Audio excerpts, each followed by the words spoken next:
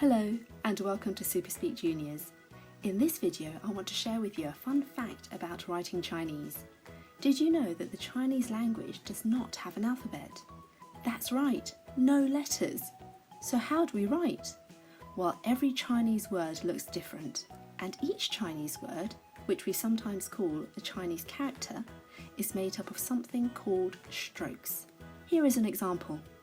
The word person in written Chinese is made up of 2 strokes. 1, 2. Here is another example. The word big in written Chinese is made up of 3 strokes. 1, 2, 3. When people write Chinese, there are 2 ways of writing it. We have a simplified Chinese form and a traditional Chinese form. A long time ago, we used to write Chinese in the traditional way. However, about 70 years ago, many people in mainland China thought this way of writing was too complicated, and they decided to simplify the characters. Not all characters were simplified, just some of the more complicated ones. Here is an example. Open in traditional Chinese looks like this. And in simplified Chinese, it looks like this.